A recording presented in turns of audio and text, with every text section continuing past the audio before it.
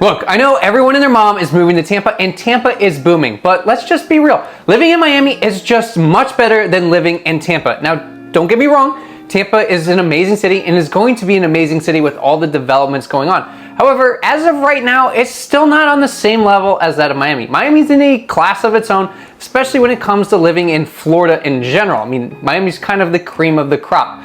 While, Tampa does have a lot of stuff going for it and a ton of people are moving there and there's a lot of stuff going on, it's just not on the same level yet. Now, I will say Tampa does have some things that are better than Miami, and then Miami has some things that are better than Tampa. So in this video, let's talk about the difference between living in Tampa versus Miami and which one's the best for you and your family. But before we do that, if you're thinking about moving to either Tampa or Miami or selling your home or even investing anywhere here in the state of Florida, my real estate team and I would love to be your real estate resource of choice. You can call me, email, text me, DM me, whatever is easiest for you, we got you. But now let's talk about the difference between both Miami and Tampa. First up, let's talk about the boating. And honestly, the boating is a centerpiece of both life in Tampa as well as life in Miami. Now, I will say the water in Tampa is a lot more calm, and that's obviously because you have Tampa Bay right there, the Bay Area. You're kind of secluded because of everything on St. Pete, Clearwater. It makes it a lot more calm. However, the Gulf is just overall calmer than the Atlantic side. With that being said though, it does feel like there's a lot more places and little islands to go and explore when you're boating in Tampa. Not necessarily a ton more, it seems like it, but it's not that much more. Now, on the flip side of things, Miami does have quite a few things to go and explore. Not necessarily island-wise, but you go out in the ocean, you can go explore around like South Beach, you can go explore pretty much up and down the intercoastal. That's the big thing that Miami does have. I will say both areas do have their own river walk in a sense. You can head up through the downtown areas in both. And I will say from what it looks like and seems like being out in the water in both, Tampa has a lot more kind of going on in development around their river walk, not river walk. While Miami is more so focused on restaurants and entertainment. Now, with all that said, I will say the boating's kind of even. I think the water on both sides is very pretty. Miami, is the further south you go, does get kind of like that Caribbean, Bahamas type water that you kind of think of, while Tampa doesn't really have that kind of color of water until you get on the other side of Tampa, Clearwater, and you're looking at the beach side. On top of that, the inlets in Miami seem to be a lot more dangerous, especially the Haulover Inlet. There's an entire Instagram and YouTube page dedicated to people trying to maneuver through this inlet. One thing I will say though, in terms of the boaters, is the boaters in Miami definitely do not know how to drive a boat, honestly, because most of them just decided to buy one, never been out in the water in their life. You will see a lot more charter boats in Miami versus Tampa as well. Now let's talk about the beaches, and I will say in terms of the beaches, Tampa hands down wins this one. Now I know Tampa doesn't have beaches like Miami does, but you are close enough to both St. Pete, Clearwater Beach, even Siesta Key if you want to go down there. And the beaches on the west coast of Florida are beautiful. That sand is like that sugary, fine powder sand, you can't beat it. The water's a lot calmer. And it's also not nearly as packed, it feels like, or commercialized. Yes, there are some commercialized parts of it, but nothing like that of Miami and South Florida. When you think of Miami and going to Miami Beach and South Beach, it's constantly packed, completely commercialized, and good luck getting anywhere. The sand's hot and ugly, that brown ugly sand, while the sand on the west coast doesn't get hot, surprisingly, and it's that fine sugary powdery sand. It's a pain in the butt to get off. However, it's a lot prettier. Plus, now this one's a little bit mixed. You have the sun rises in the east, so in Miami gets the sun rises, and you have the sun sets in the west. So Tampa does get all the sunsets and the beautiful views and aesthetics and Instagram pictures and all that. So if that's an important thing to you, you really have to keep that in mind. On top of that, the water in the beaches in Miami and the Atlantic are a lot rougher. The water just in general, for sometimes it's calm, other times it can be ripping. While on the west coast and the Gulf side, it is a lot calmer. So if you're not into boogie boarding or surfing, the west coast beaches are perfect for you. However, one of the big downsides I will say is red tide. So this usually does happen towards the late summer, early fall, and it's caused by an algae bloom, and it can last anywhere from a couple weeks to upwards of even more than a year. And really the worst things about it are just the smell and the dead fish everywhere, and that's something that you will have to take into account for. And it is a natural occurring thing. It's not something that you have to worry about. It has been happening for years. However, if you don't like the smell of it or you don't want to experience it, especially if you're living on the water or you're going to the beaches or you're just hanging out around the water, it can get kind of rough. We don't get red tide in Miami and on the southeast coast of Florida. Next up, let's talk about things closing early, because it seems like in Miami especially, it's 24/7, 365, things are open all year round, like, and they're open late. You can constantly get things done. I mean, especially when you think of like what Miami's known for in like the club and party scene. So some people go and party 24 hours. Like, I don't know how they do that, but that's definitely something to consider. Meanwhile, in Tampa, a lot of things do close a lot earlier. I mean, 9, 10 o'clock, a lot of things are closed. Like if you're looking to grab a bite to eat, good luck. A lot of things are closed. I mean, granted, on the weekend, things are open later, but like Monday through Thursday, it's not very common for things to be open later. Meanwhile, in Miami, Monday through Monday again, things are open pretty late. You know, obviously things have changed over the last couple years, but for the most part, a lot of places are open till about 10, 11 o'clock at night.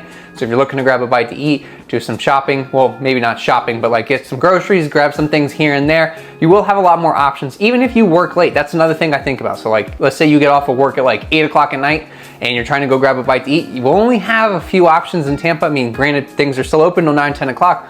Meanwhile, in Miami, you can get off at 8, go home, shower, hang out, then go out and grab a bite to eat on a Tuesday evening, and things will be open for the most part. Now here's a take that a lot of people might not really consider, and that's like the density and the ruralness of each one of these cities. Now, both of them are normal downtown areas when you think of downtown Tampa and downtown Miami, and they have pretty much everything and anything in between. So like you have your downtown area with all your high rises, then you get expanding from there into the suburbs with your townhomes, other condo buildings, as well as single family homes. However, one thing you won't notice in Miami that you do notice in Tampa is that it feels a lot more rural than anywhere else. Like it doesn't feel like you're really in Florida. When a lot of people think of Florida, they think of pretty much like a concrete jungle, and that's what, you know, Miami is. Yes, there are parks and things everywhere, and there are trees. However, when you get into Tampa and you start getting into the outskirts and you head a little bit further north or even further east, you will notice that it's a lot more rural. It's not as built up. It's not as developed yet. Obviously, there's plans and things in the works as more and more people start moving to Tampa to develop it and not make it as rural. Like you can go out to the suburbs and you could be an hour and 15 minutes away from downtown Tampa because of just how far it is. While in Miami, you could be an hour and 15 minutes from, you know, downtown Miami, and you're actually only 4 miles away, which is crazy. So that's something to think about. On top of that, with the density and everything like that, we got to talk about the roads. So the roads in Tampa suck. So if you got a sports car, a supercar, you're dropped to the ground, good luck. It's just bumps after bump. You're just sitting there going like this the entire time you're driving. Not to say that there aren't better roads in other places, but you will notice that. And that's because of just, you know, the roads being a little bit older, especially in like the Hyde Park area, like the brick roads, they're beautiful, but driving on them is a pain in the butt. Top of that, a lot of the driveways are like super slanted like this. So if you have anything drop to the ground, you gotta go in an angle. It's a pain in the butt. On top of that as well, the roads are a lot more narrow. So you got like a big truck, you're lifted, you got big tires on it. You just feel like you're just super tight. It's hard to get around. Now, the roads in Miami are a little bit better. They're not as bumpy, you're not as crazy. Like you can have supercars, and you will see a ton of them throughout all of Miami. You can have sports cars, anything you could want. You could pretty much drive in Miami. Traffic-wise, I will say the traffic in Miami is much worse than that of Tampa. Now, they both have their moments when traffic is pretty bad, but overall, Miami doesn't matter whether you're leaving early in the morning, late in the afternoon, lunchtime, traffic just sucks in general. It takes forever to get anywhere because construction, the drivers suck, all of the above. Now, meanwhile in Tampa, the traffic isn't too bad overall. I will say it has its points and times where it's bad, especially going across the bridge to St. Pete or even at the I-4 exit. I mean, obviously I-4, anything where it's got I-4 involved is just gonna be a sitting parking lot. But with more and more people moving to Tampa, they're gonna have to up their infrastructure because they're not on the same level yet as that of Miami and South Florida in terms of population. So I could see the traffic starting to get kind of neck and neck. In terms of things to do, both cities are full of plenty of things to do with a heavy focus on the outdoor living. I will say both have plenty of parks and things to do, especially on the water, a very waterfront or water lifestyle community in both cities, while the big thing in Tampa is the like state parks as well as the springs to go and explore. So you have everything that kind of like Miami has with being on the water, boating, kayaking, paddleboarding, all that. Then you can go to state parks and do it, and you can even go to these natural springs and do it, which is a completely different experience, along with hiking trails and everything in between. Not to mention, you're also not too far from Orlando. So you can go to Disney, Universal, SeaWorld, kind of experience everything that Orlando has to offer, and it's only about an hour and a half drive, which honestly isn't too bad. Meanwhile, In Miami, you have the beaches, boating, all that, but it is kind of like a see and be seen lifestyle sometimes, while you do have excellent shopping and dining options. Now, speaking of dining, food in both cities is amazing. You have a diverse array of different cuisines that you can try, anything from like your normal traditional hamburgers and hot dogs to different like cuisines such as Japanese, Middle Eastern, you know, you want to try German food, you can go and try that. Like, there's literally something for everyone. I will say though, if you're looking for like super fine dining experiences, Miami easily takes the cake on that one, because that's what Miami's known for. They also have a lot more Michelin star restaurants as well. Not to say that the restaurants aren't good in Tampa, they are excellent. But in terms of just what Michelin considers a 5-star restaurant or getting a Michelin star, Miami takes the cake with that one. In terms of nightlife, I will say that, you know, it's not even close. I don't even know why we're trying to compare that one. Miami takes the cake on that one all day long. I mean, that's what Miami's known for. The clubs, bars, restaurants, honestly more club scene. They have some of the most world-renowned clubs in the entire world, places like Live, Komodo, Story, 11. I mean, that's what Miami's known for, along with some of their rooftop bars and experiences. Well, I will say Miami does have some of the best bars. You know, if you're not looking for something that's super high-end, they also do have some like little more chill vibes, as well as some kind of hole in the wall. So places like Barracudas, you have Blackbird, you have Better Days, you can go to Flanagan's, which is a staple. You might have to go and check that out. Now, I will say downtown Tampa does have a great nightlife experience. However, St. Pete is better. I mean, that's just my own opinion, but I'm just saying they do have great clubs and things, but you do see a lot of influence from both the University of Tampa and USF being there as well. So that's something to keep in mind. However, you're just a short drive away from St. Pete. Downtown St. Pete, I think overall, it's just a better vibe for going out.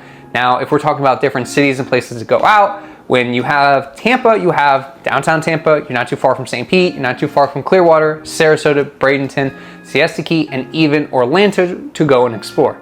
Now, meanwhile, in Miami, not too far from the Keys, which are an amazing experience, and it's unlike anything else you experience in Florida. Then you can go head north, head to Fort Lauderdale, Boca, and even to West Palm. Now, if you're really feeling it, you could take the Bright Line all the way to Orlando, make it easier, you don't have to drive. And yes, that Bright Line will soon extend to Tampa. They're working on some things right now. They're in talks about putting a station in Ybor City, which I think would be clutch to connect Ybor City all the way down to Miami, and you can just take the trains instead of having to drive. In terms of sports teams, both cities have great pro sports teams. So the only difference is Miami has a basketball team while Tampa doesn't, but the Magic are right there. So let's talk about it. So Miami obviously has the Miami Heat, the Florida Panthers, the Miami Marlins, the Miami Dolphins, and Inter Miami.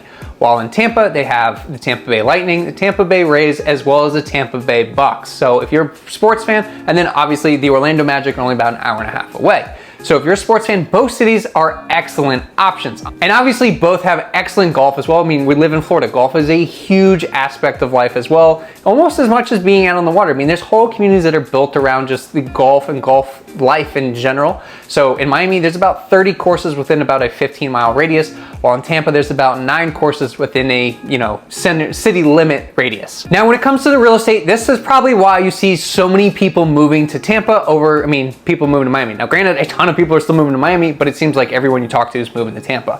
When we talk about the median sales price in both cities, the median sales price of Tampa is only $423,000, while the median sales price here in Miami is $602,000. So that's quite a big difference, and that really explains why a lot of people move to Tampa.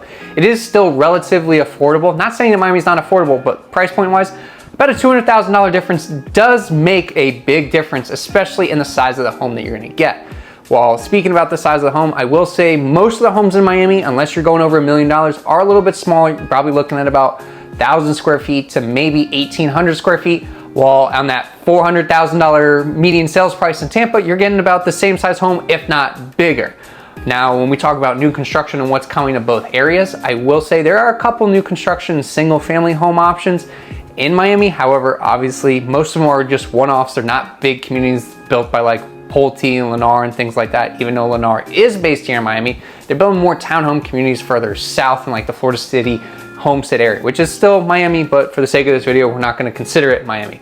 The big thing though in Miami, like the downtown area, is high rises. So a ton of condo buildings are being built in Miami. And these buildings that are coming to Miami are going to completely transform the skyline. Some of the best ones that I think and are really actually excited for are actually car branded buildings. So they have like the Pagani residences, the Aston Martin residences, which just opened, and even Mercedes-Benz places. Not to mention the new tallest tower. I think it's going to be the tallest tower south of New York City. It's going to be the tallest in Miami by far, and that's the Waldorf Astoria.